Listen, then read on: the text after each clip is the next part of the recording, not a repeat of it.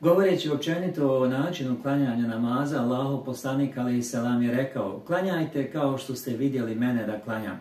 Ovaj hadis je vjerodostojan i bilježi ga Buharija u svom sahihu.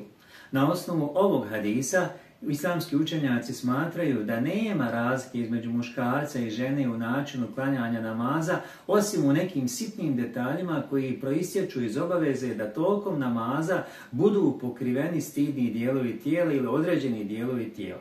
Muškarcima je po ovom pitanju mnogo lakše, jer za razliku od žena, muškarci trebaju tokom namaza pokriti znatno manji dio tijela. Žena pak u namazu treba pokriti cijelo svoje tijelo, osim lica, šaka i stopala. S tim u vezi islamski učenjaci i u svim mezhebima preporučuju da žena kada klanja namaz i prilikom izvršavanja određenih namazskih radnji da pazi na to da budu skupljene njene ruke ili dijelovi tijela tako da se ne otkriva ono što ne bi trebalo da bude otkriveno. Prema hanefijskom mezhebu, za razliku od muškarca, žena će prilikom namaza, dakle, prilikom izgovaranja početnog tekbira podići će ruke do ramena, a ne kao što to muškarci čine do mehkih dijelova uha. Potom, prilikom stajanja u namazu, žena će svezati ruke na prsima, a ne kao muškarci što to čine da svežu na pojasu ispod pupka. Potom, na ruku žena neće odvajati laktove od tijela za razliku od muškarca. Također, žena će na seždi spustiti svoje podlaktice na tlo i neće ih odvajati od tijela kao što to čine i muškarci. A stomak će priljubiti uz bedra, također za razliku od muškaraca. Na sjedenju će žena sjediti na lijevom stegnu, stavivši nogu na nogu i izbacivši obje noge ispod desnog boka. Znamo da muškarci sjede na lijevoj nozi, a da im je desno stopalo podignuto i da su im prsti na desnom stopalu okrenuti prema kibli. Dakle, u ovim sitnim detaljima žena se razlikuje u namazu od muškaraca. Osim u hanefijskom mezhebu, dakle i u ostalim mezhebima zastupaju sličan stav. Dakle, i u šafijskom i u hanbelijskom mezhebu smatraju isto što se ovo smatraju u hanefijskom mezhebu. U malikijskom mezhebu imaju dva različita stava. Prema jednom stavu žena će klanjati isto kao što klanja i muškarac, i na ruku, i na seždi i tako dalje, a prema drugom preovlađujućem mišljenju malikijskom mezhebu, dakle žena će klanjati na način da skriva svoje tijelo ili da ne bi tokom izvršavanja radnji otkrila određene dijelove tijela koji ne treba da budu otkrivene. S tim u vezi imam Bejheki kaže: svi propisi u namazu u kojima se žena razlikuje od muškaraca temelje se na principu sitra, odnosno prikrivanja. To znači da je ženama naređeno da u namazu klanjaju na način da budu što skrivenije ili da ne otkrivaju određene dijelove tijela koji treba da budu pokriveni.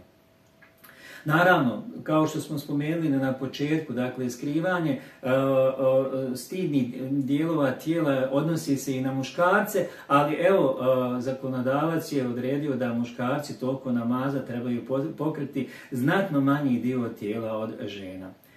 Osim tesetura, dakle osim prikrivanja ili skrivanja stidnih dijelova tijela zbog čega se namaz žena razlikuje od namaza muškaraca, postoje također neke druge razlike, evo neke od njih ćemo ovdje spomenuti.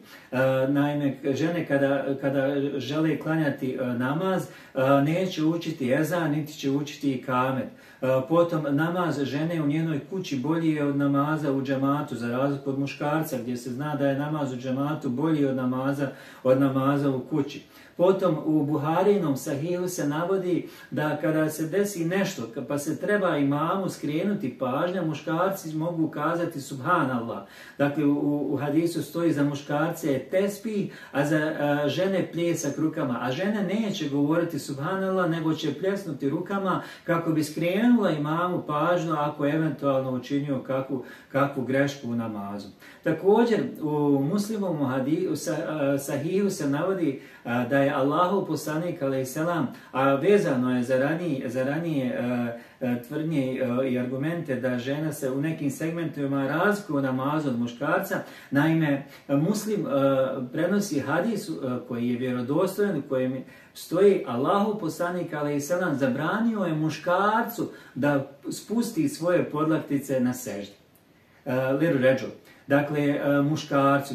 Na osnovu ovoga hadisa, dakle, moglo bi se indirektno zaključiti da to što je zabranjeno muškarcima nije zabranjeno ženama, a što je stav, kao što smo čuli, većine islamskih učenjaka, sva 4 mezheba, da žena može spustiti svoje podlaktice prilikom obavljanja sežde, jer je to za nju skrivenije. Na kraju, evo da zaključimo, dakle, način klanjanja namaza između muškarca i žene je isti u farzovima i vađevima i većini sunneta, a razlikuje se u tome što će žena, zbog toga što njeno cijelo tijelo je avret ili stidno mjesto, osim lica, šaka i stopala, dodatno paziti da ne otkrije dio tijela koji bi u namazu trebao biti pokriven.